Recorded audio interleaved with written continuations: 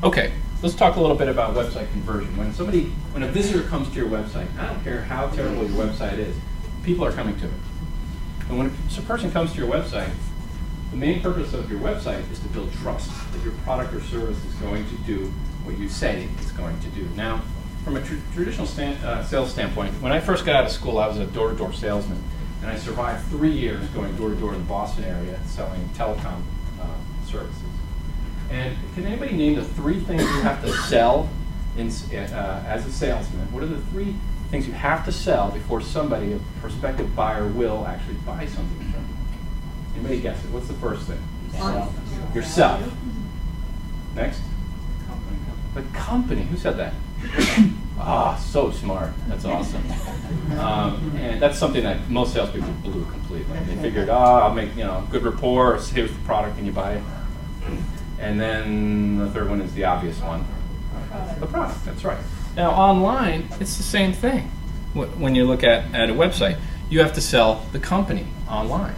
And what's the area of the website that you should have really worked on to build out? What page is it called that talks about the company? About who said about us? Yeah, about us. Okay. I'm going to bring you up front later, but you can help me. The About Us page. It's huge. You have to deliver rich product and service information, right? The more information, the better. If you studied Ogilvy and Mather, it's a Madison Avenue advertising firm, which I studied in college, forever ago. They were doing some tests for Rolls. They were doing Rolls Royce, and in magazines, what they were doing is they were loading up some issues with lots of beautiful photos of the car and testing the response to that. And then in some other issues, they were loading up a page with 1/3 imagery and 2/3 text. I mean, a huge, enormous amount of sort of detailed information about the car. Which ad did better? The text ads. They outsold the photos. More than 2 to 1. Yep, that's what worked. And that's true online. You have to think about it. You're in that. You're going to make a decision. What's important to you? Information. Now, pictures serve a purpose. Absolutely. You've got to have lots of pictures, but you've got to have a lot of good selling copy against those pictures.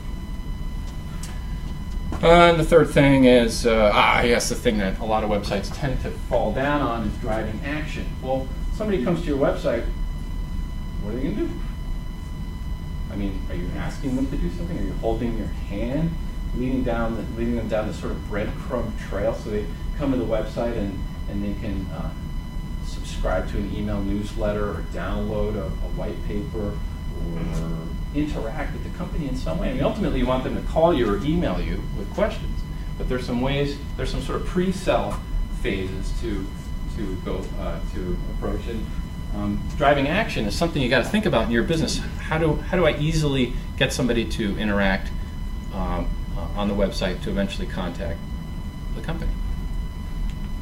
And okay, so just a few examples about website trust, building trust. The About Us section should really be a section. I mean, a good About Us page is fun. Talk about the company, the experience. But you want to talk about if you have staff. Well, talk about each staff member. Testimonials can go here. Video testimonials can go here. This is a great place for video testimonials. What else can go in an About Us section? Any other ideas? History of the company. Yeah. Anything else? Awards. Yeah. That might even be homepage material. Anything else? Okay. Those are pretty good. But think about your company and all the things that you need to do to sell the company, to make someone comfortable and trust your business. News blog. Okay. When's the last time you went to a website and you looked at it and you went, God, that was updated in 1963. Right? What'd you do? I moved on. You went away, right? Now, let's say you show up at a website and there's an article on the website that was posted yesterday or a week ago. What kind of emotional reaction do you have to that? Well, these guys are on the ball. They're current. Yeah, right. And And that's what a news blog achieves. Stuff's going on in the company. You got every company is changing over time, producing new things, exploring new areas. Well, take that stuff that's in here and put it up on your website, even if it's 2 sentences. You put a 2-sentence piece up today. Tomorrow, someone's going to land on your website. Today, someone's going to land on your website. They're going to see that 2-sentence piece and say, "Wow, somebody posted today. That's pretty cool. They must be doing something, right? Must be active." Builds trust. Video. Who's doing video here? Okay, let's pick on Lori. So Lori, video.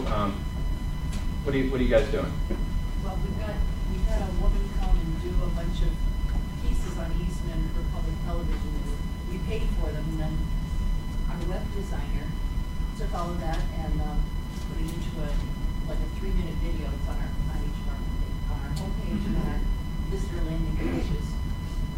It would be very simple. You think it builds trust? You think people like to see that? Like to watch? I do like to see it because they can't necessarily come to us to see what Eastman's all about, so it gives them a chance to see what we have, and to see a couple of our staff members talking about it. Right. Good. It's the ultimate conversion tool. You got lots. If you have a complicated service or product, or maybe it's real estate, whatever it is, it's a way to attract viewership. Video. Remember, number 3 most popular website. People, we're the BootTube generation. I mean, we want to watch videos, and it's compelling, and that just by nature builds trust. And lots of good current product and service information. Think about Rolls-Royce. Think about all the information you need to get for potential customers.